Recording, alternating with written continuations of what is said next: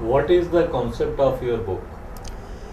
Basically, what I believe, based on my experience of another last 50 years, that every child, whoever is born on this earth, either in South Africa or in India or Nigeria, they are the diamonds. But due to their family, especially family and society and the environment, due course of time, they are made from golden to diamond to gold, gold to silver, silver to steel, and then finally into coal. तो मेरा ये है कि उस कोयले से जो धूल और मिट्टी जमा हुआ है उसको हटाकर फिर उन्हें डायमंड बनाना है। और डायमंड बनाने के बाद आज पूरे दुनिया की आबादी 7 अरब हो गया है। भारत की आबादी 1 अरब 20 करोड़ है। उसमें जो 12th स्टैंडर्ड तक के बच्चे हैं वो करीब 25% तक आते हैं, यानी कि पूरे वर्ल्ड में 1 अरब 75 करोड़ बच्चे 12th तक में पढ़ रहे हैं। भारत में 20 से 25 करोड़ बच्चे 12th तक पढ़ रहे हैं। अगर इनको हम डायमंड बना देते हैं तो आप जब धरती के किसी कोने पे जाएंगे, उस डायमंड और जीनियस के बीच में आप एक अपना बच्चा भी देखेंगे तो कैसा लगेगा ये प्लेनेट अर्थ।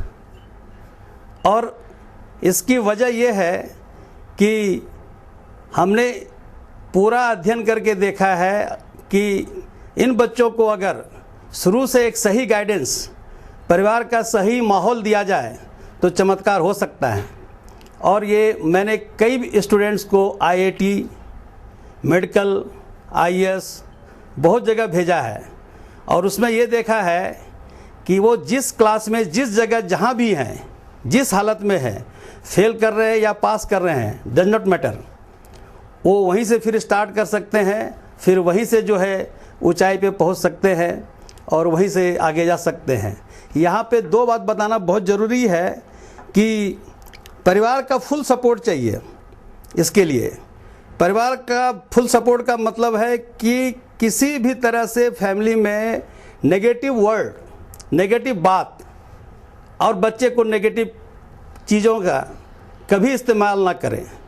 और हर समय जो है बच्चों को, हर समय चाहे वो गलती करे तो भी उनको इनकरेज करना ही पड़ेगा। काहे कि आपका एक नेगेटिव शब्द, एक नेगेटिव बात जो है बच्चों को अपने टारगेट से 5% पीछे ले जाता है। फिर आगे जाने के लिए वो 5% पहले रिकवर करो, फिर 5% आगे बढ़ो, बहुत मुश्किल होता है। जिस दिन बच्चे को ये कॉन्फिडेंस हो जाएगा कि हमारे पेरेंट्स को हमारे ऊपर कॉन्फिडेंस है, उसी दिन चमत्कार होना शुरू हो जाता है। बच्चा वहीं कोयला से डायमंड बनने का प्रोसेस शुरू हो जाता है।